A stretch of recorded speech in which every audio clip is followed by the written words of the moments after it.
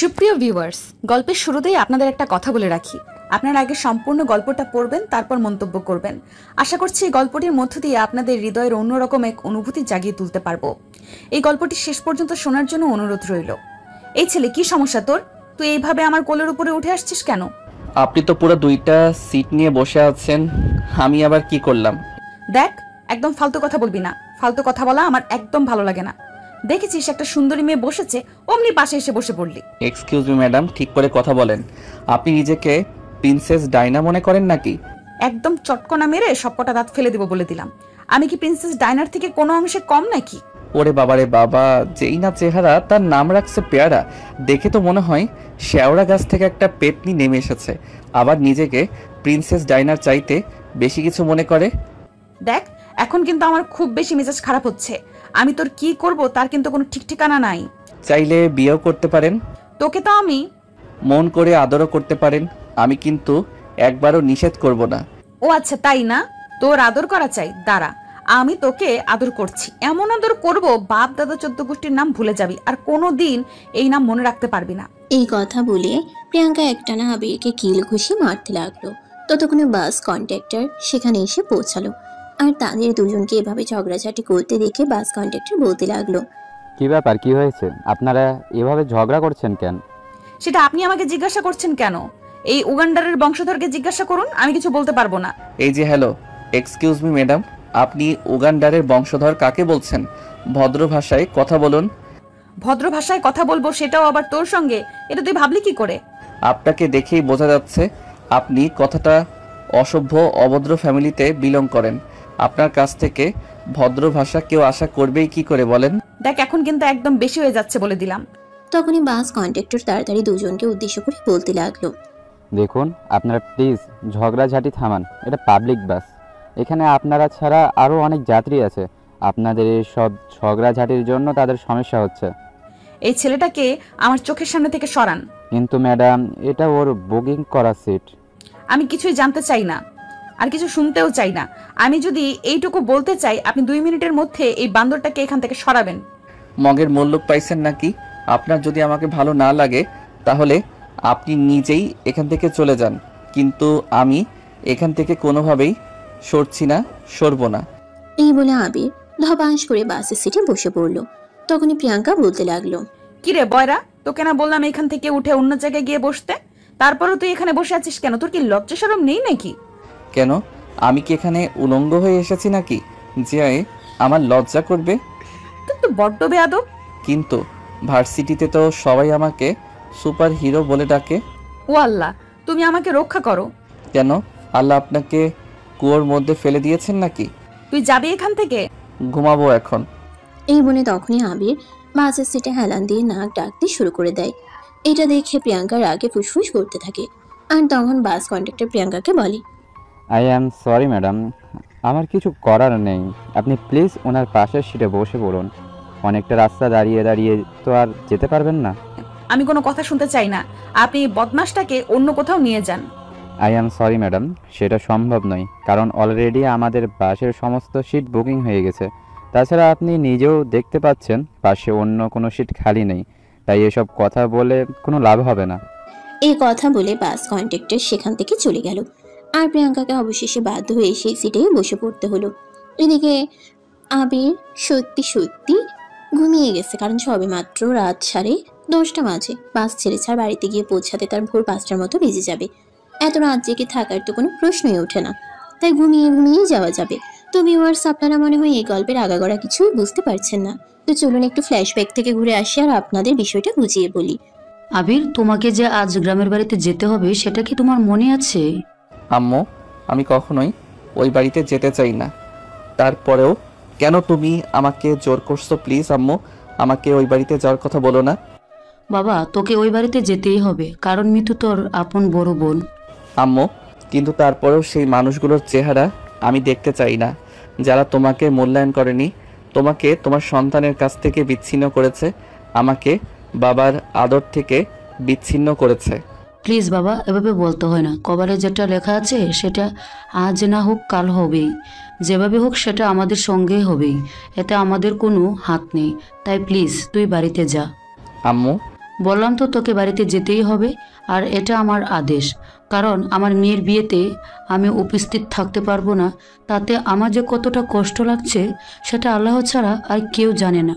তাই আমি চাই মৃত্যুর ভাই হিসাবে তুই তার পাশে থাক। আবির তখন তার আম্মুর কথায় রাজি হয়ে গেল আর বিকেলেই সবকিছু গুছিয়ে তৈরি হয়ে নিল। রাত 10টায় বাস, তাই সে রাত 9টার মধ্যেই মহাখালী বাস স্ট্যান্ডে চলে এলো। কারণ এখান থেকেই ছাড়বে তার গন্তব্যস্থলে বাস, আর তার গন্তব্যস্থল হলো শুধু নেত্রকোনার দুর্গাপুর। আবিরের আম্মু তাকে বাস স্ট্যান্ড পর্যন্ত পৌঁছে দেয়, তারপর তিনি চলে যান। আর তারপর যাওয়া হলো তা তো আপনারা দেখতেই পেলেন। তো ভিউয়ার্স, চলুন কথা না বাড়িয়ে বর্তমানে ফিরে আসি। আবির প্রচন্ড ঘুমে আচ্ছন্ন, আর এদিকে আবিরের একটা বদ অভ্যাস হলো ঘুমের মধ্যে সে কি করে না করে তার কোনো হুঁশ থাকে না।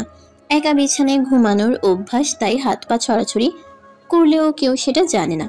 আবির ঘুমের মধ্যে হঠাৎ করে প্রিয়াঙ্কার নাকের উপর নিজের হাতটা ফেলে দেয়। প্রিয়াঙ্কা চিৎকার দিয়ে উঠে। ও মা গো, আমার নাকটা ভেঙে ফেললো। প্রিয়াঙ্কার চিৎকারে বাসের সমস্ত যাত্রী প্রিয়াঙ্কার দিকে তাকিয়ে তাকিয়ে। তখনই আবির প্রিয়াঙ্কার চিৎকার শুনে ঘুম থেকে জেগে উঠে আর বলতে থাকে, কি সমস্যা আপনার?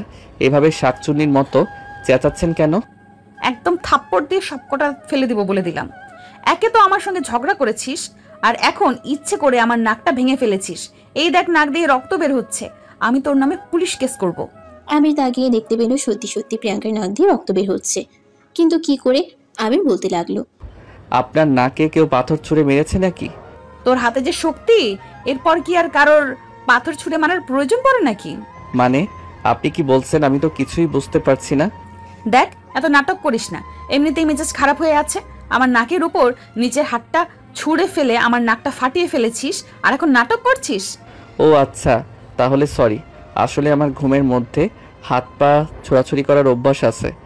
হ্যাঁ, সেটা কর না, তোকে কে না করেছে। কিন্তু এইভাবে তুই আমার নাক ফাটিয়ে ফেলবি নাকি? আচ্ছা ঠিক আছে, সরি, আমি ঘুমালাম।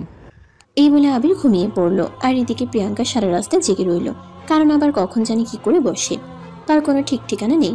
ভোর 5টা বাজে বাস দুর্গাপুর বাস কাউন্টারে এসে থামলো।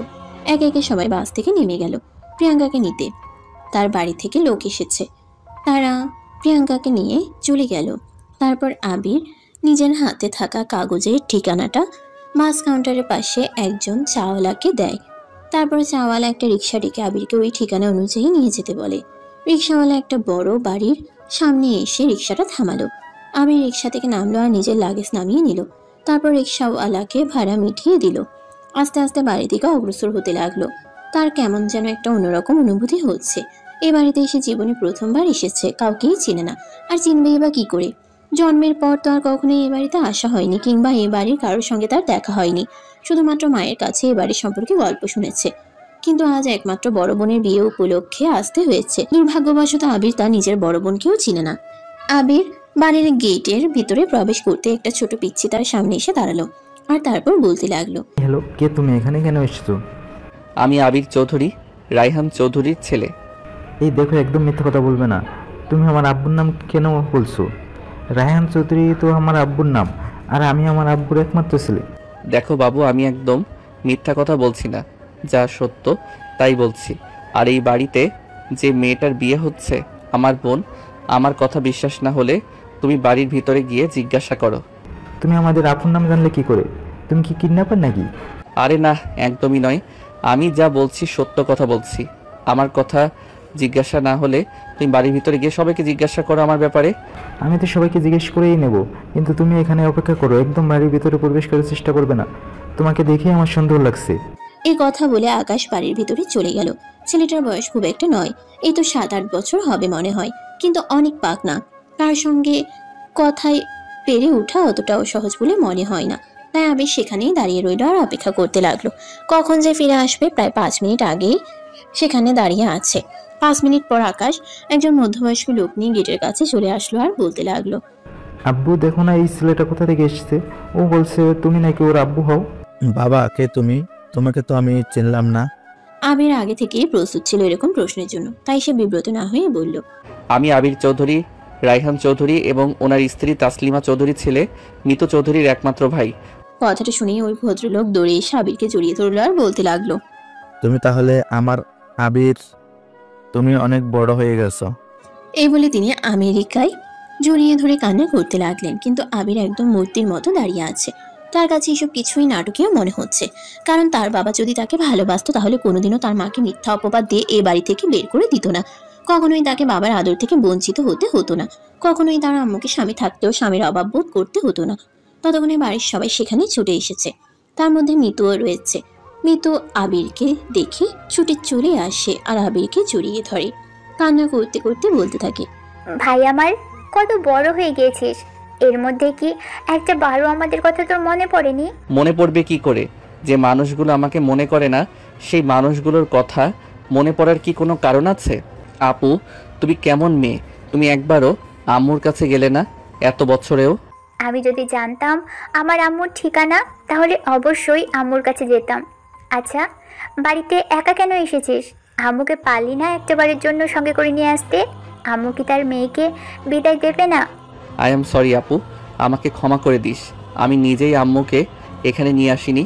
আমি চাই না আমার আম্মু নিজের চোখে দেখুক তার সংসারটা অন্য কেউ দখল করে আছে। আমি চাইনি আমার আম্মুর সামনে অন্য কেউ আমার আব্বুকে আব্বু বলে ডাকুক। আমি নিজে তো আমার আব্বুকে আব্বু বলে ডাকার অধিকারটা পাইনি, কিন্তু আমার আম্মু এগুলো সহ্য করতে পারতো না। এই বলে আবিরও তার বোন মিতুকে জড়িয়ে ধরে কান্না করতে থাকে।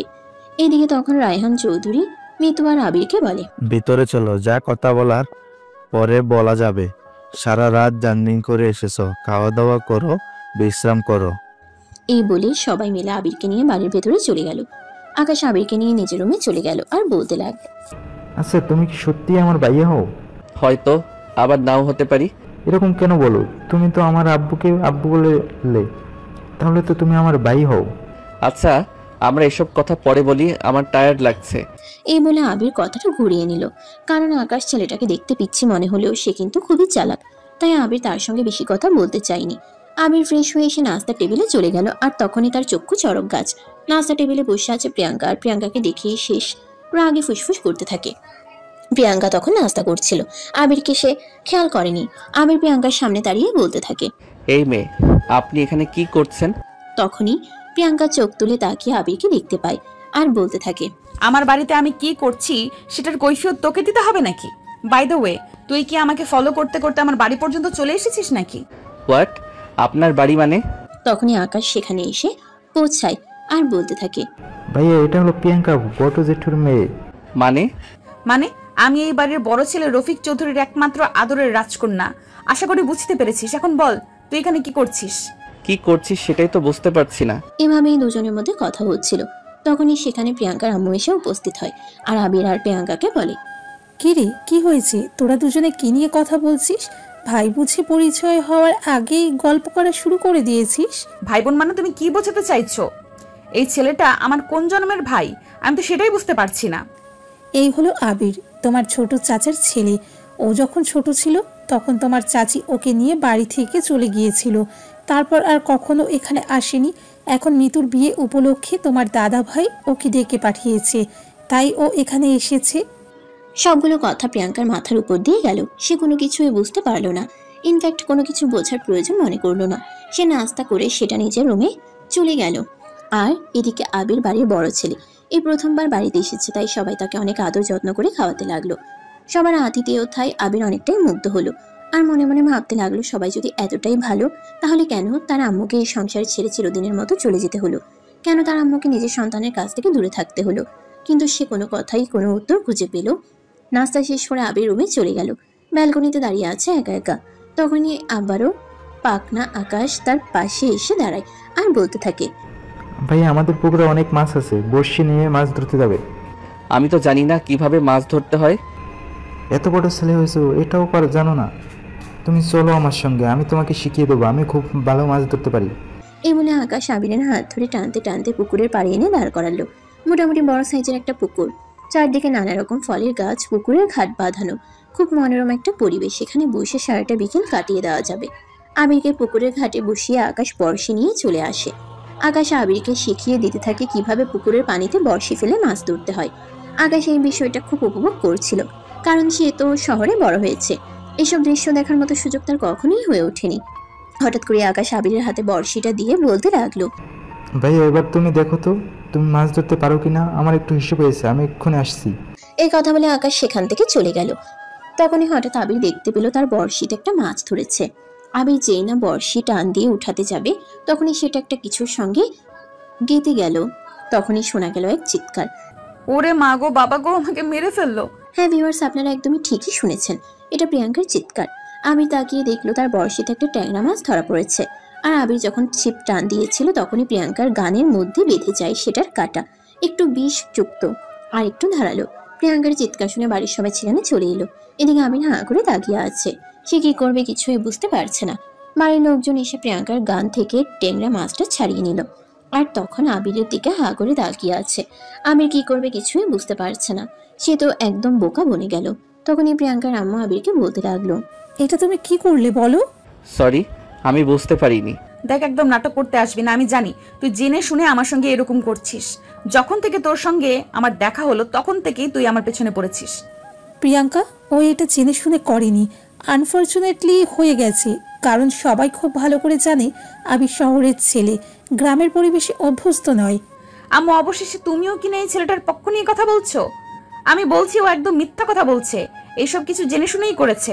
ততক্ষণে আকাশ সেখানে এসে উপস্থিত হয় আর বলতে থাকে, আরে ভাইয়া, আমি একটু হিসু করতে গেলাম আর ততক্ষণে তুমি ফুটো করে দিয়েছো। আকাশের কথা শুনে সবাই আকাশের দিকে হাঁ করে তাকিয়ে আছে। তখনই আকাশ সবাইকে উদ্দেশ্য করে বলতে লাগলো, আরে তোমরা আমাদেরকে কেন হা করে তাকিয়ে আছো? আমি তো শুধু এটাই বললাম, আমি একটু হিসু করতে গেলাম আর ততক্ষণে আবির ভাইয়া প্রিয়াঙ্কা আপুর কান ফুটো করে দিয়েছে। ভাই দে, ভালোই হয়েছে, আপু তো এত বড় হয়েও কান ফুটো করেনি, তাই আবির ভাইয়া এটা ভালো কাজ করেছে। তুই তো একটা বাদরের হাড্ডি, আর এখন তো একটা নতুন বাদরের হাড় দিয়েছে, যুক্ত হয়েছে এখানে। এখন তো মনে হয় এই বাড়িতে টিকে থাকাটাই মুশকিল হয়ে যাবে। তুমি কাকে বাদুরে হাত দিয়ে বলছো? তুমি একটা শয়তান মেয়ে। দেখ, ভালো হবে না বলে দিচ্ছি। তুই এই বদমাসটার পক্ষ নিয়ে আমার সঙ্গে ঝগড়া করছিস। দেখো আপু, তুমি একদম আমার ভাইকে বদমাইশ বলবে না। আমার ভাই সত্যি একজন ভালো মানুষ, তুমি বদমাইশের হাড্ডি। ভাই চলো তো এখান থেকে, তুমি এখান থেকে না গেলে প্রিয়াঙ্কা আপু তোমাকে বাজে কথা বলতেই থাকবে। এই বলে আকাশ আবিরের হাত ধরে টানতে টানতে সেখান থেকে নিয়ে চলে গেল খেলার মাঠে, যেখানে প্রতিদিন আকাশ তার বন্ধুদের সঙ্গে খেলা করে। আকাশ আবিরকে তার বন্ধুদের সঙ্গে পরিচয় করিয়ে দিতে লাগলো। এদিকে দেখতে দেখতে বিকেল হয়ে আসে। আকাশ আর আবির বন্ধুদের সঙ্গে মাঠে খেলা করতে থাকে। তখনই হঠাৎ করে আবিরের ফোনে একটা ফোন আসে। আবির মোবাইলটা হাতে নিয়ে দেখে একটা আননোন নাম্বার থেকে ফোন এসেছে। অনিচ্ছা সত্ত্বেও আবির ফোনটা রিসিভ করে, আর তখনই অপর প্রান্ত থেকে শুনতে পায়, আবির, কোথায় তুমি?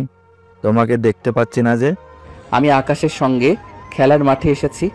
ঠিক আছে, তুমি ওখানেই অপেক্ষা করো, আমি আসছি। এই বলে রায়হান চৌধুরী ফোনটা কেটে দিল। আর তারপর কিছুক্ষণের মধ্যে একটা গাড়ি নিয়ে সেখানে চলে আসলো।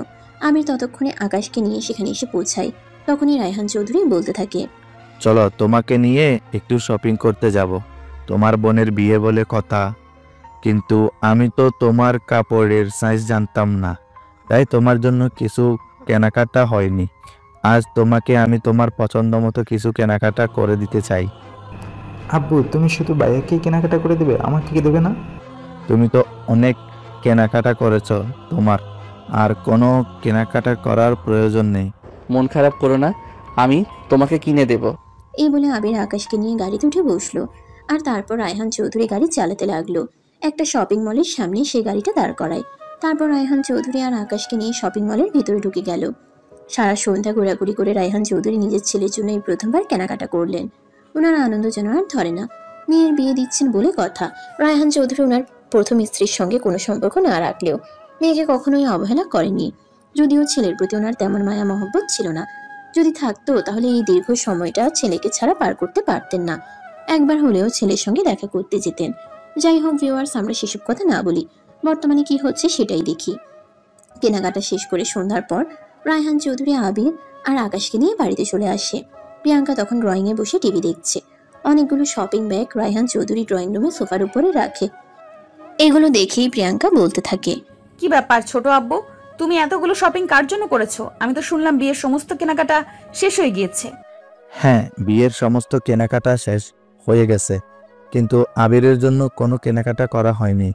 তাই আজ যখন আবির চলে আসলো, তাই আবিরকে নিয়ে তার পছন্দ মতো কিছু কেনাকাটা করে দিলাম। কথাটা প্রিয়াঙ্কার তেমন একটা পছন্দ হলো না, তাই মুহূর্তের মধ্যেই মুখটা কালো হয়ে গেল। কিন্তু রায়হান চৌধুরী সেদিকে কোনো পাত্তা দিলেন না। বাড়ির সবাইকে ডেকে নিয়ে এসে আবিরের জন্য করা শপিংগুলো দেখাতে লাগলো। সবাই এগুলো দেখে অনেক খুশি হলো। এদিকে মিতু বলতে লাগলো, আজ প্রথমবার আমার বাবার মনে এতটা আনন্দ দেখছি। বাবা আজ আবিরকে পেয়ে অনেক খুশি হয়েছে মনে হচ্ছে, কিন্তু আদৌ কি সেটা মন থেকে নাকি লোক দেখানো? কথাটা শুনে মুহূর্তের মধ্যে রায়হান চৌধুরীর মুখটা ফ্যাকাশে হয়ে গেল। হ্যাঁ সত্যিই তো, ছেলের জন্য আজ এত ভালোবাসা কোথা থেকে উতলে পড়ছে, সেটা বিগত 19 বছরে হয়নি। বিগত 19 বছরে তিনি একবার ছেলের সঙ্গে দেখা করারও প্রয়োজন মনে করেননি। মিতু বুঝতে পারে তার কথাই হয়তো তার বাবা কিছুটা কষ্ট পেয়েছে, তাই মিতু বলে, আব্বু তুমি কি আমার কথায় মন খারাপ করেছো? দেখো আমি তো চলেই যাব, হয়তো 6 মাসে বছরে একবার তোমাদের সঙ্গে দেখা করতে আসবো, তাই আমার সঙ্গে রাগ করে থেকো না। তখনই রায়হান চৌধুরী একটু মুচকি হাসার চেষ্টা করে বলতে থাকেন, আরে না মা, এসব তুই কি বলছিস? আমি কেন মন খারাপ করব? আজ আমার বড় মেয়ের বিয়ে দিচ্ছি, সেখানে আমার পরিবারের সবাই উপস্থিত আছে। সত্যি আমার চাইতে খুশি আর কেউ নেই। আমার আম্মু এখানে থাকলে হয়তো তিনিও অনেক খুশি হতেন, আমি তো বলেছিলাম তোমার আম্মুকে আসতে। কিন্তু তিনি কোন পরিচয় এখানে আসবেন বল? তখনই আবির কথাটা ঘুরিয়ে নিয়ে বলতে থাকে, প্লিজ আপু, আমি চাই না ওই কথাটা নিয়ে এখানে আর কোনো কথা হোক। আম্মু এখানে আসেনি তো কি হয়েছে? আমি তো এসেছি, তুমি বিয়ের পর আমাদের বাসায় গিয়ে উঠবে যদি তুমি চাও তো, কিন্তু তোমাকে কোনো জোর করব না। আমি কখনোই বলবো না তুমি আম্মুর কাছে যাও। এই বলে আবির সেখান থেকে চলে যায়। রায়হান চৌধুরী গম বের করে বসে থাকেন। এদিকে মৃত্যু আর কোনো কথা না বলে নিজের রুমে চলে যায়। তার মন খুব খারাপ লাগছে, যদিও আজকের দিনটা তার কাছে খুবই স্পেশাল। কিন্তু একটা মেয়ের কাছে তার মা না থাকলে পৃথিবীর সব সুখী তার কাছে ক্ষুণ্ণ মনে হয়। তাই মৃত্যুরও খুবই মন খারাপ। মৃত্যু একা একা ব্যালকনিতে বসে আছে। তখনই আবির পিছন থেকে এসে মৃত্যুর কাঁধে হাত রাখে আর বলে, আপু মন খারাপ করিস না, যা হওয়ার তা হয়ে গেছে। আজ শুধু তোর জন্য আমি এখানে এসেছি, তা না হলে আসতাম না। জানিস ভাই, আমি আম্মুকে অনেক মিস করি, কিন্তু মুখ ফুটে কখনো কারো কাছে কিছু বলতে পারিনি। আমার সব সময় মনে হতো আমার আম্মু কি এমন করেছে, কেন আমাকে এভাবে ছেড়ে চলে গেল? আমি কি আমার আম্মুর সঙ্গে থাকার যোগ্য নই? দেখ, অতীতে কি হয়েছে সেগুলো আমি এবং আমরা কেউই মনে করতে চাই না। সব কিছু ভুলে যা আপু, এটাই আমাদের জন্য ভালো। তোর বিয়ে হয়ে যাচ্ছে, তুই স্বাধীন, যেখানে ইচ্ছা সেখানে যেতে পারবি। আচ্ছা ভাই, তুই এটা বল, আব্বুর উপর তোর কোনো অভিমান নেই? জানি না, তবে কেন জানি এই মানুষটার প্রতি আমার ভালোবাসা কখনোই কাজ করে না। আপু বাদ দে এসব কথা, কাল বাদে পরশু তোর বিয়ে, কালকে তোর হলুদ। এখন এসব কথা মনে করে কষ্ট পাস না। আম্মুর সঙ্গে কথা বলবি, আমি ফোন দেব। হ্যাঁ রে, আমার অনেক মন চাই আম্মুর সঙ্গে ফোন দিয়ে কথা বলতে, কিন্তু আমি কখনোই এটা কাউকে বলার সাহস পাইনি, কারণ এই বাড়িতে আম্মুর নাম নেওয়া অপরাধ। সৎ মায়ের সংসারে বড় হয়েছি, যদিও আব্বু আমাকে ভালোবাসে, আর বড় জেঠিমা, বড় জেঠু আর দাদু আমাকে অনেক ভালোবাসে। ঠিক আছে, তুই মন খারাপ করিস না। আমি এক্ষুনি আম্মুর সঙ্গে তোকে কথা বলিয়ে দিচ্ছি, কিন্তু একদম কান্নাকাটি করবি না, প্রমিস কর আগে। আচ্ছা ঠিক আছে, এই যে আমি তোকে ছুঁয়ে প্রমিস করলাম, আমি একদম কান্নাকাটি করব না, কিন্তু আমাকে একটু ফোন দে, আমি আম্মুর সঙ্গে একটু কথা বলতে চাই। আবির তখন ফোনটা বের করে তার আম্মুর নাম্বারটা ডায়াল করলো। 2-3 বার রিং হতেই তার আম্মু তার ফোনটা রিসিভ করলো আর তারপরেই বলতে লাগলো, তুই তো দেখছি আমাকে ভুলেই গেছিস, এতক্ষণে ফোন দিলি? আম্মু এখানে আসার পর একটু ব্যস্ত হয়ে পড়েছিলাম, তাই তোমাকে ফোন দেওয়ার সময় পাইনি। আমিও তো সেটাই ভাবছি, আমার এতদিনের সাধনা সব বৃথা গেল। একদিনের মধ্যে তুই আমাকে ভুলে গেলি। দেখো আম্মু, একদম বাজে কথা বলবে না। আমি কখনোই তোমাকে ভুলে যাইনি, আর কখনো তোমাকে ভুলে যেতে চাইও না। তুমি আমার আম্মু, তুমি আমার পৃথিবীতে। যদি আমি কোনো মানুষকে জীবনের সবচাইতে বেশি মূল্য দিয়ে থাকি, যদি কোনো মানুষকে আমি জীবনের চাইতে অনেক বেশি ভালোবেসে থাকি, সেটা হলে তুমি। তোমার পরে পৃথিবীর বাকি সব কিছু। হয়েছে হয়েছে, আর পাম দিতে হবে না। এখন বল, আমার মেয়েটা কেমন আছে রে? আলহামদুলিল্লাহ ভালো আছে। আমি তো তোমার মেয়ের সঙ্গে তোমাকে কথা বলিয়ে দেওয়ার জন্যই ফোন দিলাম। এই নাও আপুর সঙ্গে কথা বলো। এই বলে আবির ফোনটা মৃতুর হাতে তুলে দিল। মৃত্যু কাঁপা কাঁপা হাতে ফোনটা নিল। এই প্রথমবার সে মায়ের সঙ্গে কথা বলবে, তাও আবার দীর্ঘ 19 বছর পর। আবিরের আম্মু যখন মৃতুকে রেখে আবিরকে নিয়ে চলে গেছে না, তখন মৃতুর বয়স ছিল মাত্র 2 বছর, আর আবির তখন তার মায়ের পেটে ছিল। মৃত্যু ফোনটা হাতে দিয়ে কাঁপা কাঁপা কণ্ঠে বলল, আসসালামু আলাইকুম। ওয়ালাইকুম সালাম, কেমন আছিস মা? আলহামদুলিল্লাহ, আল্লাহর রহমতে ভালোই আছি। তুমি কেমন আছো আম্মু? এই তো আলহামদুলিল্লাহ ভালোই আছি। মারে, তোর এই অবাগা মায়ের কথা কি তোর একবারও মনে পড়ে না? এই বলেই কেঁদে দিল আবিরের আম্মু। তখনই মিতু কান্না করতে করতে বলতে থাকে, আম্মু, পৃথিবীতে কি এমন কোনো ওষুধ আছে যেটা সন্তানকে তার মায়ের কথা ভুলিয়ে রাখতে পারে? এই বলে মা মেয়ে দুজনেই কান্না করতে থাকে। তখনই আবির মিতুর হাত থেকে ফোনটা নিয়ে বলতে থাকে, তোমাদের দুজনকে আগেই বলেছিলাম কান্নাকাটি একদম চলবে না। কাল আপুর গায়ে হলুদ আর পরশুদিন বিয়ে। এখন কি কান্নাকাটি করার সময়? কত খুশির একটা সময়, আর এখন তোমরা কান্না করছো। আমি তোমাদেরকে কথা বলতেই দেব না। এই বলে আবির ফোনটা কেটে দিল। আর তারপর মিতুর মাথায় হাত বুলিয়ে দিতে দিতে বলল, প্লিজ আপু, কান্না করিস না। তখনই প্রিয়াঙ্কা এসে সেখানে উপস্থিত হয়।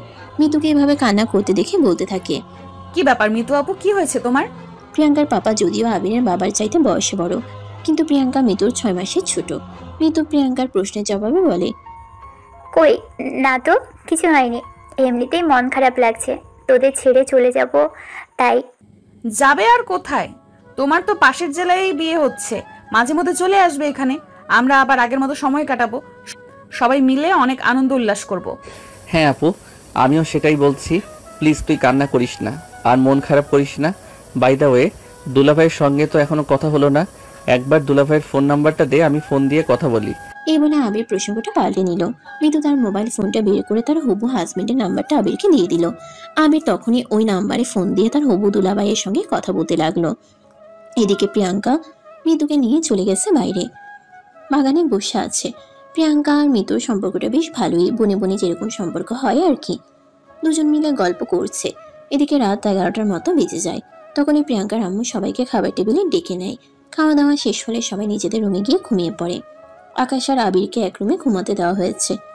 আবির আর আকাশ দুজনেই একা একা ঘুমাতে অভ্যস্ত নেই। এই প্রথমবার দুজন একসঙ্গে একই বিছানায় ঘুমাচ্ছে। তাদের সঙ্গে কি হতে চলেছে সেটাই তো বোঝা মুশকিল। আবির লুঙ্গি পরে ঘুমিয়েছে, যদিও সে যখন একা ঘুমায় তখন দরজা লাগিয়ে ঘুমায়, কিন্তু আজ আকাশের সঙ্গে ঘুমিয়েছে। কি হবে সেটাই দেখার বিষয়। এদিকে আকাশ রুমের দরজা লাগায় না, কারণ তার রুমের দরজা লাগালে একটু ভয় ভয় লাগে। সকালবেলা ঘুম ভাঙতেই আবির দেখতে পেল তার লুঙ্গি তার শরীরে নেই, সেটা আকাশ শরীরে পেঁচিয়ে ঘুমাচ্ছে। তখনই আবির আকাশকে ডাকতে থাকে, এই আকাশ, আকাশ, তুই এটা কি করলি? তুই তো আমার মান ইজ্জত সব শেষ করে দিলি। আবিরের ডাক শুনে আকাশ কিছুটা বিরক্তি নিয়ে বলতে থাকে, আরে ভাইয়া, এই সাত সকালবেলা তুমি কি শুরু করছো? আমার ঘুম ভাঙিয়ে দিলে কেন? আমি তো ঘুমাচ্ছিলাম। আরে ভাই, তোকে ঘুমাতে কে নিষেধ করেছে? তুই আমার লুঙ্গিটা তো দে। তখনই ঘুম ঘুম চোখে আকাশ আবিরকে বলতে থাকে, আমি তোমাকে লুঙ্গি কোথা থেকে দেবো? আমি তো হাফ প্যান্ট পরে ঘুমিয়েছি, আমি কি লুঙ্গি পরি নাকি? আরে ভাই, তুই আমার লুঙ্গি গায়ে দিয়ে শুয়ে আছিস? তখনই আকাশ চোখ মেলে তাকিয়ে দেখলো সত্যি সত্যি সে আবিরের লুঙ্গি পরে শুয়ে আছে। এটা দেখে আকাশ তো হাসতে হাসতে শেষ। তখনই আকাশ হাসতে হাসতে বলতে লাগলো, আরে ভাইয়া, তুমিও না মজার মানুষ, তুমি তোমার লুঙ্গি আমাকে দিয়ে নিজেই উলঙ্গ হয়ে শুয়ে আছো। কথাটা শুনে আবির একটু রাগী মুড নিয়ে বলতে লাগলো, আরে আমি কি ইচ্ছে করে এভাবে শুয়ে আছি নাকি? প্রথমত, আমি লুঙ্গি পরে ঘুমাতে পারি না, আর দ্বিতীয়ত তুই আমার শরীর থেকে ওটা খুলে নিয়েছিস। এখন তাড়াতাড়ি ওটা দে। রুমের মধ্যে কেউ চলে আসার আগে নিজের মান ইজ্জত রক্ষা করি। এই কথা বলে আকাশ আবিরের শরীর থেকে লুঙ্গিটা নিয়ে নিল, আর তারপর সেটা নিজের শরীরে পেঁচিয়ে নিল কোনো রকমে। তারপর আবার শুয়ে ঘুমিয়ে পড়লো। সে ঘুম ভাঙলো সকাল 8টার দিকে। প্রিয়াঙ্কার আম্মু ডাকে। প্রিয়াঙ্কার আম্মু সবাইকে ঘুম থেকে উঠে নাস্তা খাওয়ার জন্য ডাকতে লাগলো। আবির আর আকাশ দুজনেই ঘুম থেকে উঠে ব্রাশ করে গোসল করার জন্য চলে গেল। আকাশ পুকুরে চলে গেল গোসল করার জন্য, কিন্তু আবির কখনোই পুকুরে গোসল করেনি, তাই পুকুরে কিভাবে গোসল করতে হয় এটা সে জানে না। তাই সে আকাশকে বলতে লাগে, ভাই, তোদের বাড়িতে কোনো ওয়াশরুম নেই? আছে তো, দোতলার কোণারে। কেন, তুমি ওয়াশরুমে গিয়ে কি করবে? আমরা তো সবাই এখানেই গোসল করি। ভাই, আমি এখানে গোসল করতে পারবো না, কারণ আমার ছোটবেলা থেকেই ওয়াশরুমে গোসল করার অভ্যেস। ঠিক আছে, তাহলে তুমি বাড়ির ভেতরে চলে যাও, দোতলার কোণারে গিয়ে দেখো ওয়াশরুম আছে, সেখানে তুমি গোসল করে নাও।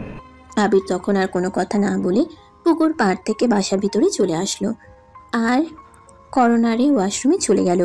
ওয়াশরুমের দরজা খোলাই ছিল, তাই আবির কোনো রকম না করেই ওয়াশরুমের দরজাটা খুলে দিল।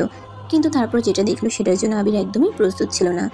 দরজা খুলে দেখতে পেল প্রিয়াঙ্কা কাপড় চোপড় খুলে রেখে শাওয়ারে নিচ্ছে।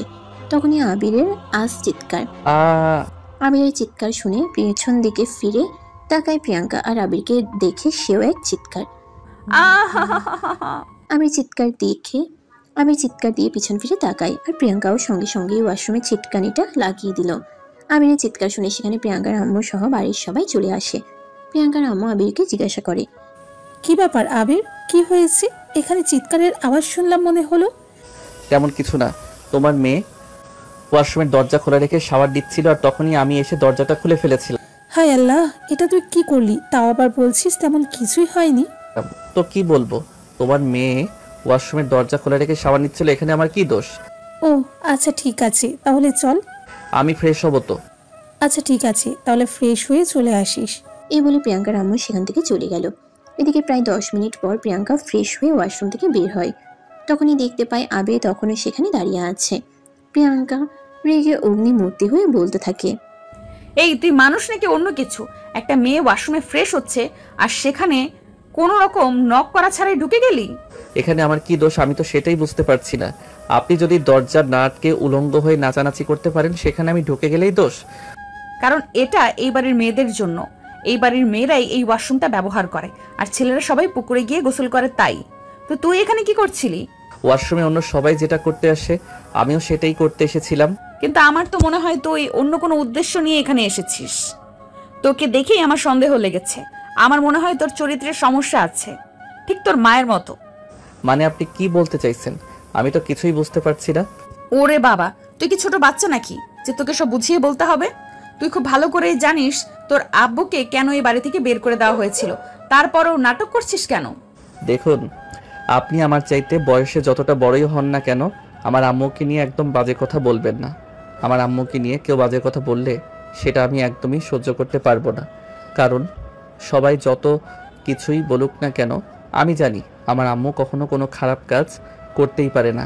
আমার আম্মু পৃথিবীর সবচাইতে বেস্ট আম্মু। হ্যাঁ সেটাই, কারণ দইওয়ালা কখনো বলবে না তার দই টক, মিষ্টিওয়ালা কখনো বলবে না তার মিষ্টি পচা। ঠিক তেমনি একজন ফল বিক্রেতাও বলবে না যে তার ফলটা পরিপক্ক নয়। মানে আপনি কি বলতে চাইছেন? আমি কি বলতে চাইছি আশা করি তুই সেটা বুঝে গেছিস, তাই আর কিছু বলার প্রয়োজন মনে করছি না। এই বলে প্রিয়াঙ্কা সেখান থেকে চলে গেল।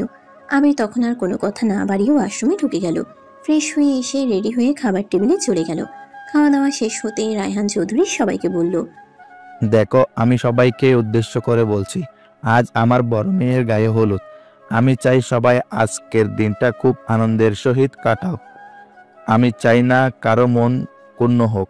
আমার মেয়েটা এই বাড়িতে এতদিন যেভাবেই কাটাক না কেন, এখন যেন সে হাসি মুখে এই বাড়ি থেকে বিদায় নিতে পারে, এটাই সবার কাছে আমার প্রত্যাশা।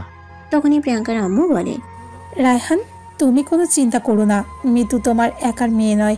আমিও কিন্তু মিতুকে ছোটবেলা থেকে অনেক আবদার স্নেহ দিয়েই বড় করেছি, তাই আমিও চাই মিতু হাসি খুশি মনে এই বাড়ি থেকে বিদায় নিক। এদিকে ততক্ষণে সারা বাড়ি অনেক সুন্দর করে ফুল দিয়ে ডেকোরেশন করা হয়ে গেছে। গায়ে হলুদের জন্য স্টেজ তৈরি করা হয়েছে। বাড়িতে মেহমান আসতে শুরু করেছে। কিছুক্ষণের মধ্যেই গায়ে হলুদের অনুষ্ঠান শুরু হবে, তাই পার্লার থেকে মেয়েরা এসেছে মিতুকে সাজানোর জন্য। তখনই প্রিয়াঙ্কা সেখানে চলে আসে আর বলে, এখানে পার্লারের মেয়েদের কোনো প্রয়োজন নেই, মিতু আপুকে আমি সাজাবো। এই কথা শুনে পার্লারের মেয়েরা চলে গেল। তারপর প্রিয়াঙ্কা নিজের হাতে নিজেকে অনেক সুন্দর করে সাজালো। তখনই আবির সেখানে এসে উপস্থিত হয় আর মিতুকে দেখে বলতে থাকে, মাশাল্লাহ আপু, তোকে অনেক সুন্দর লাগছে। দেখতে হবে না সাজিয়েছে কে? এখানে যেই সজাগ না কেন তার কোনো ক্রেডিট নেই, কারণ আমার আপু মাশাল্লাহ দেখতে এমনিতে অনেক সুন্দর, তাকে সাজলেও সুন্দর লাগে আর না সাজলেও সুন্দর লাগে। কথাটা আবির প্রিয়াঙ্কাকে খোঁচা মেরে বলেছে, সেটা প্রিয়াঙ্কা খুব ভালোভাবেই বুঝতে পেরেছে। তাই প্রিয়াঙ্কা মুখটাকে ভেঙচি মেরে বলে, কাঙাল কি আর কি প্রণতার সাজ জানে? আবির প্রিয়াঙ্কার এই কথাটা শুনে প্রিয়াঙ্কাকে কোনো জবাব দেয় না, কারণ আজ তার বোনের বিয়ে, তাই সে চায় না এখানে কোনো ঝামেলা হোক।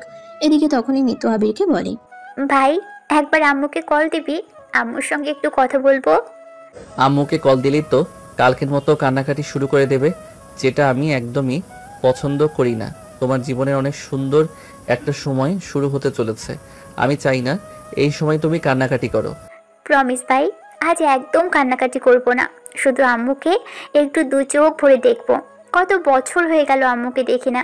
আবির তখন তার আম্মুকে ভিডিও কল দিলে আর তারপর মিতু তার আম্মুর সঙ্গে বেশ কিছুক্ষণ কথা বলল। এদিকে গায়ে হলুদের সময় হয়ে গেছে। ছেলের বাড়ি থেকে গায়ে হলুদের তত্ত্ব নিয়ে চলে এসেছে, তাই মিতু কথা বলা শেষ করে প্রিয়াঙ্কা আর আবিরকে নিয়ে গায়ে হলুদের স্টেজে চলে এসেছে। মিতুকে নিয়ে প্রিয়াঙ্কা গায়ে হলুদের স্টেজে বসলো। প্রিয়াঙ্কা মিতুর পাশেই বসেছে, অন্য পাশে আবির। মিতুর আবদার, তাকে প্রথম হলুদ তার আম্মুর হয়ে তার ছোট ভাই দিবে। তাই আবির হলুদ নিয়ে মিতুর কপালে লাগাতে যাবে, তখনই সেটা প্রিয়াঙ্কার হাতের উপর পড়ে গেল। তাই প্রিয়াঙ্কা বলতে লাগলো, এটা কি হলো? দেখতেই পাচ্ছেন কি হয়েছে, তাহলে আবার জিজ্ঞাসা করছেন কেন? তুই আমার শরীরে হলুদ ফেলে দিয়েছিস কেন? আমি কি ইচ্ছে করে ফেলে দিয়েছি নাকি? আমার হাত থেকে পড়ে গেছে, তো আমি কি করব? প্লিজ তোরা দুজন ঝগড়াটা থামা। আপু, আমি কি এই মেয়েটার সঙ্গে ইচ্ছে করে ঝগড়া করছি নাকি? এই মেয়েটা আমাকে জ্বালিয়ে মারছে। যখন থেকে দেখা হয়েছে তখন থেকে শুধু ঝগড়াই করে যাচ্ছে। এই দেখ, একদম বাজে কথা বলবি না। আমি আবার তোর সঙ্গে কখন ঝগড়া করলাম? তুই তো নিজেই এসেছিস আমার সঙ্গে ঝগড়া করতে, আর নিজের থেকে আমার সঙ্গে যা ইচ্ছা তাই করতে চাচ্ছিস। এই মিথ্যেবাদী মেয়ে, একদম মিথ্যে কথা বলবেন না। সেই বাসে তখন থেকে আপনার জন্য দেখা হয়েছে, তখন থেকেই আপনি আমার পেছনে পড়েছেন। আইসে আমার বাংলার সালমান খান, তার সঙ্গে লাগতে আমার বয়েই গেছে। তখনই মিতু তাদের দুজনকে উদ্দেশ্য করে বলে, প্লিজ তোরা দুজনে এবার থাম, আমি তোদের দুজনের ঝগড়া আর নিতে পারছি না।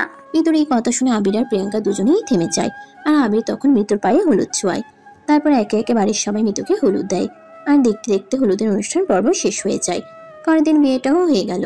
আজ মিতুর বিয়ে হয়েছে। একটু পরেই মিতুকে নিয়ে শ্বশুরবাড়ি চলে যাবে। তাই বাড়িতে কান্নার রোল পড়ে গেছে। মিতু মা ছাড়া মেয়ে হলেও কখনো তার আচরণে সেটা বোঝা যায়নি। সে সবাইকে অনেক সম্মান আর শ্রদ্ধা করেছে। সৎমায়ের সংসারে বড় হলেও সে কখনো সৎমাকে এটা বুঝতে দেয়নি। সে সবসময় সৎমা আর বড় জেঠিমার কাছে অনেক সহযোগিতা করেছে। বলা চলে ঘরোয়া মেয়ে যাকে বলে। তাই মিতুর প্রতি সবার অন্যরকম একটা মায়া কাজ করে। সন্ধ্যার দিকে মিতুকে নিয়ে পাত্রপক্ষ চলে গেল। আমিরেরও খুব মন খারাপ লাগছে, তাই সে পুকুর পাড়ে একা একা বসে আছে। তখনই প্রিয়াঙ্কা ফোনে কথা বলতে বলতে সেদিকে আসে। আরে দোস্ত, কেমন আছিস? বাড়িতে গিয়ে তো আমাদের কথা ভুলেই গিয়েছিস। আরে দোস্ত, তোদেরকে ভুলে থাকাটা কি এত সহজ নাকি? বাড়িতে আমার চাচাতো বোনের বিয়ে, তাই কাজকর্ম নিয়ে একটু ব্যস্ত আছি। কথাটা শুনেই আবির বলতে থাকে, ওরে বাবা রে বাবা, এমনভাবে বলছে যেন সব কাজ একাই সামলিয়েছে, আর কোনো লোকের কোনো প্রয়োজন হয়নি। আবিরের এই কথাটা শুনে প্রিয়াঙ্কা অনেকটাই রেগে যায় আর ফোনটা কেটে দিয়ে আবিরকে উদ্দেশ্য করে বলতে থাকে, এই হারামজাদা, তোর কি আমার সঙ্গে খুচাখুচি না করলে ভালো লাগে না? আরে না, ভালো লাগবে কিভাবে? প্রিন্সেস ডাইনির সঙ্গে ঝগড়া না করলে কি ভালো থাকা যায়? কি বললি তুই আমাকে? শাকচুন্নি বলেছি কেন? কোনো সমস্যা আছে নাকি? দেখ, আমি কিন্তু ছোট আব্বুর কাছে তোর নামে বিচার দিব। আমি না করেছি নাকি? এখনই যান। প্রিয়াঙ্কা তখন রাগে গজ গজ করতে করতে সেখান থেকে সোজা আবিরের আব্বুর কাছে চলে গেল। কিন্তু আবিরের আব্বুর খুবই মন খারাপ ছিল। তিনি গালে হাত দিয়ে সোফায় বসেছিলেন। তাই প্রিয়াঙ্কা আর ওনাকে কিছু করার সাহস পেল না, কারণ আবিরের আব্বু এমনিতে অনেক রাগী। তাই কিছু বললে হয়তো ও বাড়ি একটু করতে পারে। তাই প্রিয়াঙ্কা কোনো কথা না বলে সেখান থেকে চলে গেল। পরের দিন সকালবেলা ঘুম থেকে উঠে আবির রায়হান চৌধুরীর কাছে গেল আর বলল, আব্বু আপুর বিয়ে তো হয়ে গেছে, এখন আমি চলে যেতে চাই। আমি তোমাকে কিছু বলতে চাই। হ্যাঁ বলো, কি বলবে? আমি চাই তুমি তোমার আম্মুকে নিয়ে এই বাড়িতে ফিরে আসো এবং বাকি জীবনটা এখানেই কাটাও। আমি তোমার আম্মুকে তোমার আম্মুর অধিকার ফিরিয়ে দিতে চাই আর আমার পাপের প্রায়শ্চিত্ত করতে চাই। এটা কোনোভাবেই সম্ভব নয় আব্বু, কারণ আম্মু আর কোনোদিনও এই বাড়িতে ফিরে আসবে না। আম্মুকে যদি আপনার অধিকার দেওয়ারই থাকতো তাহলে সেটা যখন সময় ছিল তখনই দিতেন। এখন আর কোনো প্রয়োজন নেই। এখন আমার আম্মুর নিজের একটা সংসার আছে, তাই এসব কিছু থেকে আমার আম্মুকে আমি দূরে রাখতে চাই। একজন বাবা হয়ে তোমার কাছে ছোট্ট একটা আবদার করেছি, আর তুমি আমার সেই আবদার রাখবে না? প্লিজ আবির, এটা শুধুমাত্র তুমিই পারবে, কারণ তোমার আম্মু তোমাকে নিজের জীবনের চাইতেও অনেক বেশি ভালোবাসেন। তাই তুমি কোনো কথা বললে উনি সেটা সহজে ফেলতে পারবে না, আর সেজন্যই এটা তোমাকে বলা। এই বলে রায়হান চৌধুরী আবিরের হাত ধরে কান্না করতে থাকে। আর এটা দেখে আবির রায়হান চৌধুরীকে বলে, ঠিক আছে, আপনি কোনো চিন্তা করবেন না। আমি এই ব্যাপারে আম্মুর সঙ্গে কথা বলবো। তবে আম্মু যদি রাজি থাকে তাহলেই এখানে আসবে, তা না হলে কিন্তু আমি আম্মুকে কোনো জোর করব না। ঠিক আছে, তবে কালকেই তোমাকে এখান থেকে যেতে হবে না, আর কয়েকদিন এখানে থেকে তারপর যাও। আচ্ছা ঠিক আছে। এই বলে আবির সেখান থেকে চলে গেল। আর সেদিন রাতের বেলা যখন আবির আর আকাশ দুজনে একসঙ্গে ঘুমাতে গেল, তখনই আকাশ আবিরকে বলতে লাগলো, ভাইয়া, কাল তুমি আমাকে একটু ঘুরতে নিয়ে যাবে? এই বাড়িতে আমাকে নিয়ে ঘুরতে যাওয়ার মতো কারোই তেমন সময় হয় না, কিন্তু আমি খুব ঘুরতে ভালোবাসি। প্লিজ ভাইয়া, তুমি আমাকে না করো না। কিন্তু আমি তো এখানে কোনো কিছুই চিনি না, তাহলে তোমাকে নিয়ে যাব কি করে? তোমাকে কোনো কিছুকে চিনতে হবে না, তুমি শুধু আমাকে নিয়ে তোমার সঙ্গে যাবে, তাহলেই হয়ে যাবে। এই কথা শুনে আবির কোলে আচ্ছা ঠিক আছে এই বলে তা দুজনেই ঘুমিয়ে পড়ে। পরের দিন সকালবেলা ঘুম থেকে উঠে আকাশ রেডি হয়ে নেয় আর তারপর আবিরকে ঘুম থেকে ডেকে তুলে। আবির ঘুম থেকে উঠে ফ্রেশ হয়ে রেডি হয়ে তারপর নাস্তা টেবিলে যায় নাস্তা করার জন্য। আবির আর আকাশ দুজনেই সেজেগুজে রেডি হয়ে আছে। এটা দেখে প্রিয়াঙ্কা আবিরকে বলে, কিরে এইভাবে হনুমানের মতো সেজে কোথায় যাচ্ছিস? যেখানে সেখানে আপনাকে কোনো কৈফিয়ত দিতে হবে নাকি? হ্যাঁ, দিতে তো হবেই, কারণ আমি এই বাড়ির মেয়ে। কিন্তু আমি নিজেকে এই বাড়ির ছেলে বলে দাবি করতে চাই না, কিংবা কারো সঙ্গে পরিচয় দিতে চাই না। এই বলে আবির আকাশকে বলতে থাকে। আকাশ, তাড়াতাড়ি নাস্তা শেষ করে নাও, আমাদের সময় হয়ে গেছে। এই কথা শুনে প্রিয়াঙ্কা আকাশকে বলে, কিরে আকাশ, তুই এই হাদারামটার সঙ্গে কোথায় যাচ্ছিস? এই কথা শুনে আকাশ নিজেই প্রিয়াঙ্কাকে বলতে থাকে, দেখো আপু, তুমি আবির ভাইকে একদম মাথা গরম বলবে না। আবির ভাই অনেক ভালো মানুষ। এই বাড়িতে তো কারোরই সময় হয় না আমাকে নিয়ে ঘুরতে যাওয়ার জন্য, তাই আবির ভাইয়া আর আমি নিজেই ঘুরতে যাচ্ছি। তুই এই বদমাইশটার সঙ্গে ঘুরতে যাবি? আমি তো তোকে কোনোভাবেই একা একা এই বদমাইশটার সঙ্গে ঘুরতে যেতে দিতে দিব না। আমিও তাদের সঙ্গে যাব। তাহলে আপনি নিজেই নিয়ে যান, আমি আপনার সঙ্গে যাব না। আরে ভাইয়া না, একদম নয়। আমি আপুর সঙ্গে যাব না, আমি তোমার সঙ্গেই যাব। এই বলে আকাশ আর আবির দুজনেই নাস্তা শেষ করে বের হয়ে যাচ্ছিল। তখনই পিছন থেকে প্রিয়াঙ্কা আবারও বলতে থাকে, আরে কি হলো? আমি না তাদেরকে বললাম আমিও তোদের সঙ্গে যাব, তাহলে তোরা আমাকে ফেলে রেখে চলে যাচ্ছিস কেন? এই বলে প্রিয়াঙ্কা সেখানে চলে আসে আর তারপর আকাশ আর আবির একটা সিএনজি ভাড়া করে বাসা থেকে বের হয়ে যায়। তখন ছিল শরৎকাল, তাই আকাশ সিএনজি ওয়ালাকে তাদের নিয়ে সোমেশ্বরী নদীর তীরে যেতে বলে। সিএনজি ওয়ালা আকাশের কথা অনুযায়ী তাদেরকে সোমেশ্বরী নদীর তীরে নিয়ে আসে। আর সেখানে ছিল বিশাল এক কাশফুলের বাগান, যেখানে শুধু তারা না আরো অনেকেই এসেছিল ঘুরতে আর ছবি ওঠানোর জন্য। জায়গাটা সত্যি অনেক মনোরম, একদম সিনেমার কোনো শুটিং স্পটের মতো। এখানে অনেকেই এসেছে, কেউ ভিডিও বানাচ্ছে, কেউ ছবি তুলছে, সবাই নিজেদের মতো ব্যস্ত। প্রিয়াঙ্কাও বিভিন্ন স্টাইলে পোজ দিয়ে সেলফি নিচ্ছে। এদিকে আবির আর আকাশ দুজনে হাত ধরে হাঁটাহাঁটি করছে আর এসব কাণ্ডকীর্তি দেখছে। দেখতে দেখতে কখন যে দুপুর ঘনিয়ে বিকেল হয়ে গেল সেটা তাদেরই খেয়াল নেই। হঠাৎ করে আকাশ আবিরকে বলতে লাগলো, ভাইয়া আমার প্রচণ্ড ক্ষুধা পেয়েছে, আমার কিছু খেতে হবে। কিন্তু এখানে তো আশেপাশে কোনো রেস্টুরেন্ট বা কোনো কিছু নেই। ভাইয়া এটা নদীর চর, এখানে রেস্টুরেন্ট বা দোকান কোথায় থেকে আসবে? খাবার খেতে হলে এখান থেকে বের হয়ে শহরের দিকে যেতে হবে। ঠিক আছে, চলো তাহলে যাওয়া যাক। এই বলে আবির আর আকাশ চলে আসছিল। তখনই পিছন থেকে প্রিয়াঙ্কা চিৎকার করে বলতে লাগলো, এই তোরা কই যাচ্ছিস? আমার খুব ক্ষুধা পেয়েছে, তাই আমরা চলে যাচ্ছি। তোরা চলে যাচ্ছিস সেটা আমাকে বলিসনি কেন? তোরা চলে গেলে কি আমি এখানে বসে থাকবো নাকি? ইচ্ছে হলে শুয়ে থাকতে পারেন, তাতে আমাদের কোনো সমস্যা নেই, কারণ আমরা তো আর ইচ্ছে করে আপনাকে এখানে নিয়ে আসিনি। তাছাড়া আমরা বলিও নি আপনাকে এখানে আসতে। আমি ইচ্ছে করেই তোদের সঙ্গে এসেছি, তাই বলে আমাকে এখানে একা ফেলে তোরা চলে যাবি? এটা কোন ধরনের কথা? আমি তো সেটাই বুঝতে পারছি না। তোমাকে এত কিছু বুঝতে হবে না, তোমার যদি যাওয়ার ইচ্ছে থাকে তাহলে চলে আসো, না হলে আমরা যাচ্ছি। এই বলে আবির আর আকাশ এগোতে থাকে। প্রিয়াঙ্কা তখন আর কোনো উপায়ান্ত না পেয়ে তাদের পিছন পিছন আসতে থাকে। তারা একটা অটো নিয়ে শহরের ভিতরে চলে আসে এবং সেখানের একটা রেস্টুরেন্টে ঢুকে দুপুরের খাবারটা খেয়ে নেয়। তারপর তারা বাড়ির দিকে রওনা দেয়। সেদিন সন্ধ্যাবেলা হঠাৎ করে আবিরের দাদু খুব বেশি অসুস্থ হয়ে পড়েন। ওনার হার্ট অ্যাটাক হয়, তাই বাড়ির সবাই মিলে ওনাকে দুর্গাপুর উপজেলা স্বাস্থ্য কমপ্লেক্সে নিয়ে যান। কিন্তু ওনার অবস্থা খুবই খারাপ ছিল, তাই ডাক্তার ওনাকে ময়মনসিংহ মেডিকেল কলেজে রেফার করেন। ওখানে নিয়ে যেতে যেতে রাত আনুমানিক 3টার কাছাকাছি বেঁচে যায়। তারপর হসপিটালে ভর্তি আর ডাক্তার দেখানোর সকালবেলা ডাক্তার এসে বেশ কিছুই টেস্ট করাতে বলে। টেস্ট করানো শেষ হলে রিপোর্ট নিয়ে আবিরের আব্বু ডক্টরের কাছে চলে যান। আর তারপর তিনি যেটা শুনেন এটার জন্য তিনি একদমই প্রস্তুত ছিলেন না। ডক্টর, আমার মায়ের কি অবস্থা? টেস্টের রেজাল্ট কেমন? অবস্থা খুব একটা ভালো নয়। তাছাড়া এখন তার বয়স হয়েছে, তাই হাজারটা রোগ ওনার শরীরে বাসা বেঁধেছে। আমাদের মনে হয় উনি বেশ কিছুদিন ধরে কিছু একটা বিষয় নিয়ে চিন্তা করছিলেন, আর তাই এইভাবে হঠাৎ করে অসুস্থ হয়ে পড়ছেন। এটা আপনি কি বলেছেন? আমাদের সংসারের যত ঝামেলা সব কিছু তো আমরা দুই ভাইয়ে মিলে সময় সামালি, তাহলে উনি কেন কোনো বিষয় নিয়ে চিন্তা করতে যাবেন? দেখুন, উনি কি বিষয় নিয়ে চিন্তা করছে সেটা তো আমরা বলতে পারবো না, কারণ আমরা তো আর ওনার মনের ভিতরে ঢুকতে পারছি না। তাই এটা আপনাদেরকেই জানার চেষ্টা করতে হবে, কারণ আপনারা ফ্যামিলির মানুষ, আপনাদেরকে এর কারণটা খুঁজে বের করতে হবে। আচ্ছা ঠিক আছে ডক্টর, আমরা দেখছি। এই বলে আবিরের আব্বু ডাক্তারের কাছ থেকে কেবিনে চলে আসেন। তখনই আবির তার আব্বুর সামনে গিয়ে দাঁড়ায় আর বলতে থাকে, কি হলো আব্বু? ডাক্তার কি বলেছে? দাদুর কি হয়েছে? আবিরের আব্বু তখন আবিরকে সবকিছু খুলে বলল। আর তারপর তারা সবাই মিলে সিদ্ধান্ত নিল উনি একটু সুস্থ হলে তারপরে ওনার সঙ্গে কথা বলবেন। 2 দিন পর ওনাকে হসপিটাল থেকে রিলিজ করা হলো। তারপর ওনাকে নিয়ে বাসায় চলে আসলো। এখন উনি মোটামুটি সুস্থ। তাই ফ্যামিলির সবাই মিলে ওনার রুমে গেলেন ওনার সঙ্গে কথা বলার জন্য। মা, আমরা তো বেঁচে আছি, তাহলে তুমি কি এমন বিষয় এত গভীরভাবে চিন্তা করছো যেটা তোমার হার্টের উপর প্রভাব ফেলে দিল? আমি তোদেরকে একটা কথা বলতে চাই, তোরা কি আমার কথাটা রাখবি? মা, আমাদের বাবা বেঁচে নেই। বাবা মারা যাওয়ার পর তুমি আমাদের সবাইকে অনেক যত্ন করে মানুষ করেছো। তাই আমাদের হাজার কষ্ট হলেও তোমার কথা কখনোই অমান্য করব না। বলো তুমি কি চাও?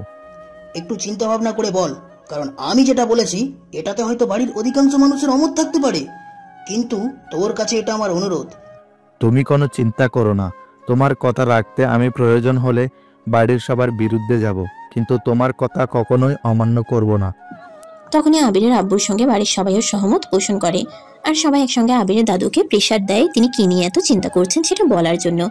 তখনই আবিরের দাদু বলতে থাকে, সবাই চিন্তা ভাবনা করে বলছিস তো?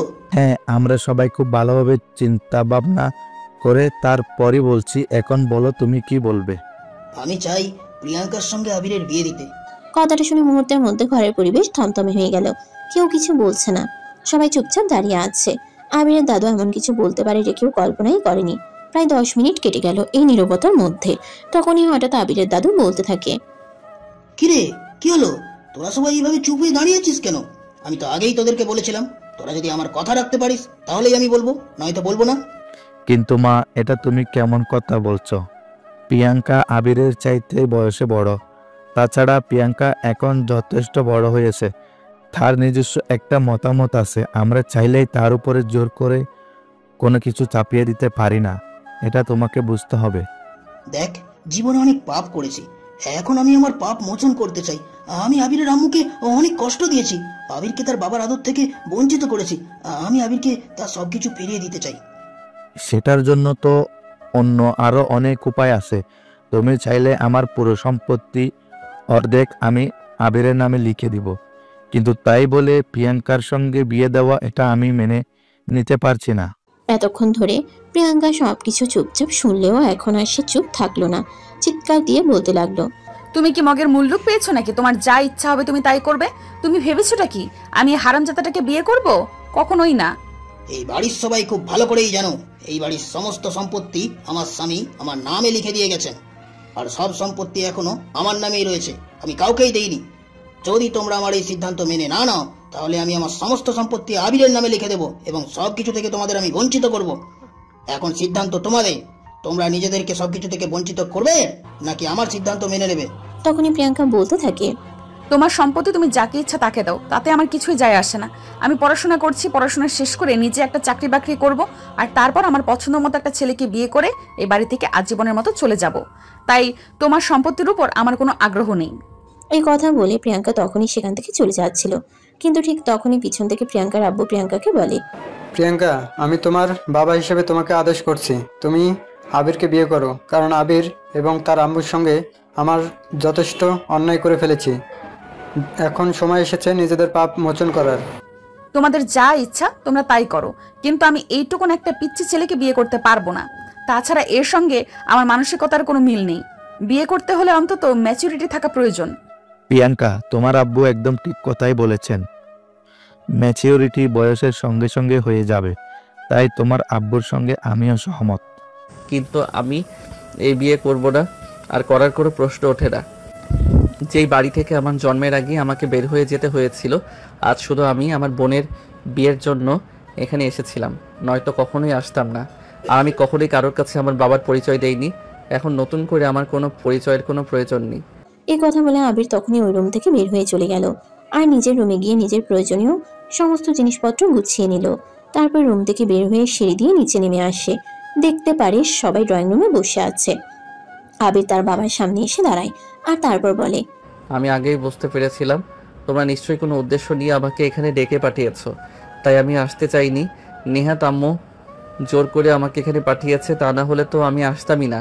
তখনই আবিরের আব্বু আবিরের হাত দুটো ধরে ফেলে আর কান্না করতে করতে বলতে থাকে, প্লিজ বাবা, আমাকে আমার পাপের প্রায়শ্চিত্ত করতে দে। দেখ, একটা সন্তান যদি তার বাবা মায়ের কাছে হাজারটা ভুল করে, তার বাবা মা তাকে ক্ষমা করে দেয়। আর আমি তোর বাবা না হই একটা ভুল করেই ফেলেছি, তাই বলে কি তুই আমাকে ক্ষমা করতে পারবি না? এই বলে আবিরের আব্বু কান্না করতে থাকে। তখনই প্রিয়াঙ্কার আব্বু আবিরের সামনে এসে দাঁড়ায় আর বলে, আবির, আমি তোমাকে তোমার বড় জেঠু হিসেবে আদেশ করছি, তুমি তোমার বাবার কথা অমান্য করো না। দেখো, যেটা হওয়ার সেটা হয়ে গেছে, সেটা নিয়ে পড়ে থাকলে তো চলবে না। আমাদের ভবিষ্যৎ কী হবে সেটা নিয়ে আমাদেরকে চিন্তা করতে হবে। যখন আমার আম্মুকে এই বাড়ি থেকে বের করে দিয়েছিলেন, তখন কি একটাবারও চিন্তা করেছিলেন এই মহিলাটা যার মা বাবা বেঁচে নেই, সে 8 মাসের অন্তঃসত্ত্বা অবস্থায় কোথায় গিয়ে উঠবে? কই, তখন তো আপনারা একটাবারের জন্যও চিন্তা করেননি। বরঞ্চ আপনারা সবাই অনেক আনন্দ উল্লাস করতে করতে আমার বাবার দ্বিতীয় বিয়ের ব্যবস্থা করেন। তখন কোথায় ছিল আপনাদের এই মানবিকতা?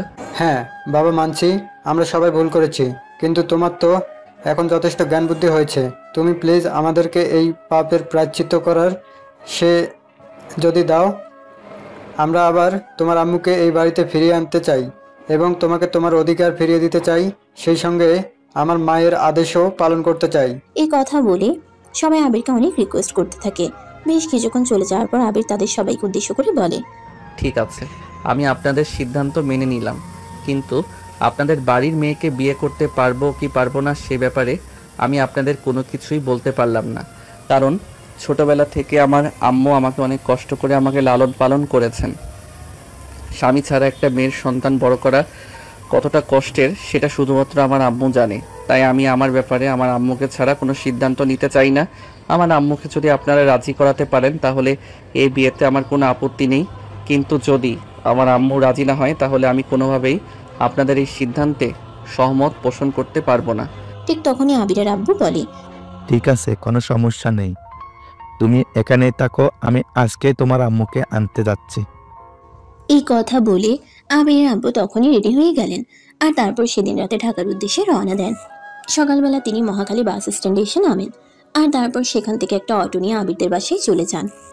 বাসার সামনে দাঁড়িয়ে কলিং বেল চাপ দিচ্ছেন, তখন সকাল 8টা বাজে। আবিরের আম্মু সবে মাত্র সকালে নাস্তা বানিয়ে খেতে বসেছেন।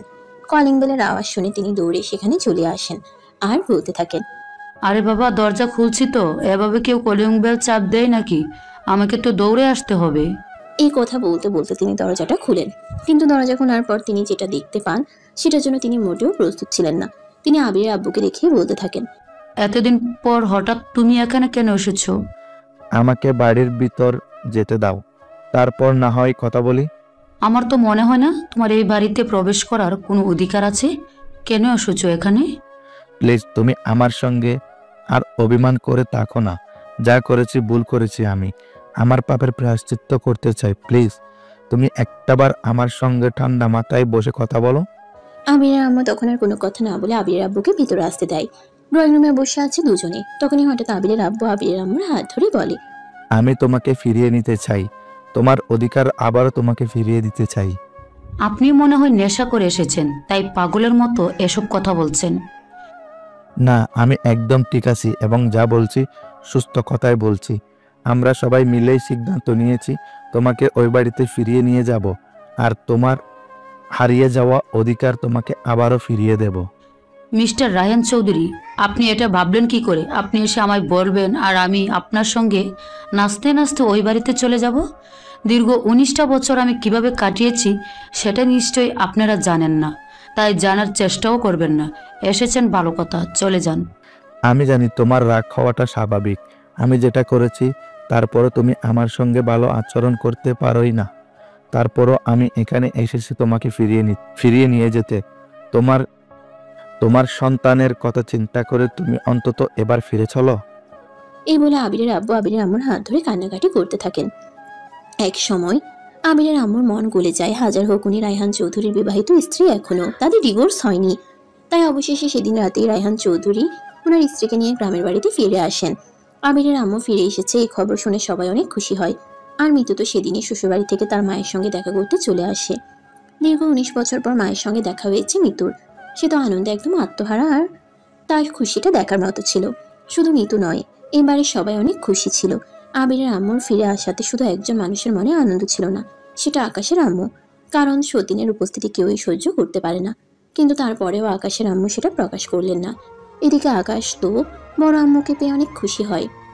বড় আম্মুর কোলে বসে আছে আর বলছে, বড় আম্মু, তুমি আর কখনো আমাদের সেটে চলে যাবে না। এখন থেকে আমরা সবাই এখানেই থাকবো, অনেক আনন্দে থাকবো। ঠিক আছে বাবা, আমি আর কখনো তোমাদের পেলে কোথাও যাব না। বাকি জীবনটা এখানে তোমাদের সঙ্গেই কাটিয়ে দেব।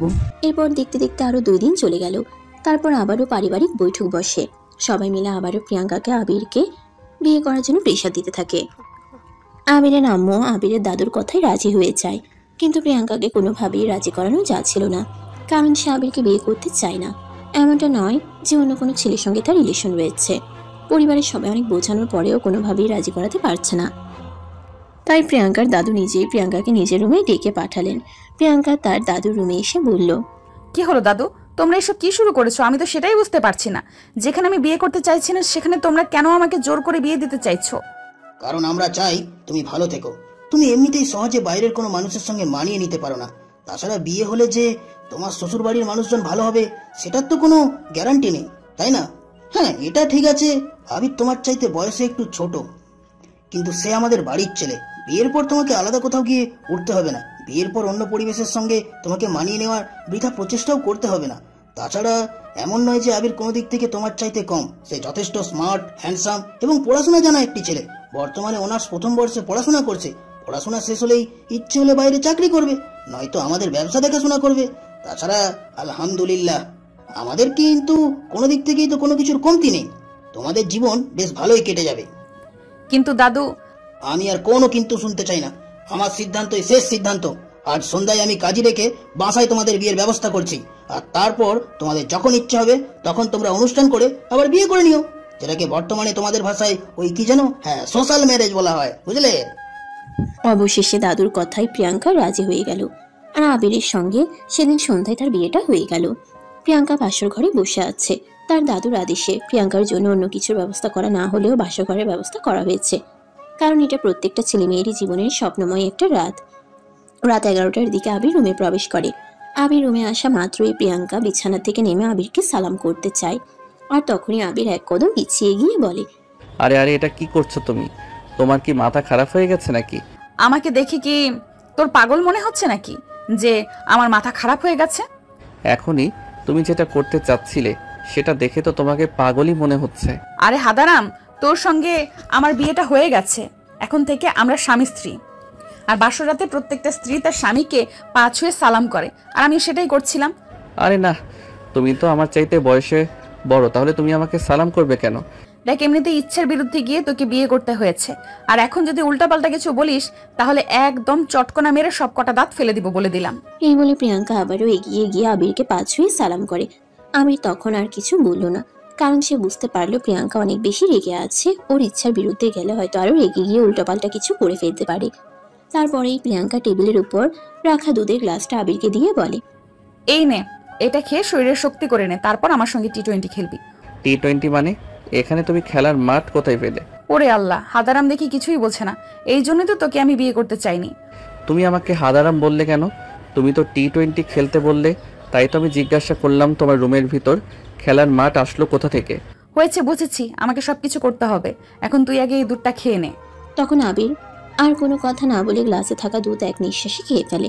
আবির দুধের গ্লাসটা টেবিলের উপর রাখতে প্রিয়াঙ্কা আবিরকে ধাক্কা দিয়ে বিছানার উপর ফেলে দিল, আর তারপর সে আবিরের বুকের উপরে উঠে গেল। এটা দেখে আবির বলতে লাগলো, আরে কি করছো তুমি? আমার বুকের উপর উঠছো কেন? আমি তো নিঃশ্বাস বন্ধ হয়ে মারা যাব। মরবি না, তোকে এখন টি-20 খেলা শেখাবো। এই বলেই প্রিয়াঙ্কা আবিরকে আর কোনো কথা বলার সুযোগ না দিয়ে তার ঠোঁট দুটো নিজের দখলে নিয়ে নিল, আর তারপর ইচ্ছে মতো চুমু খেতে লাগলো। প্রিয়াঙ্কার স্পর্শ পেতেই আবির মুহূর্তের মধ্যেই বদলে গেল, কারণ লোহার চুম্বকের আকর্ষণ বলেই কথা।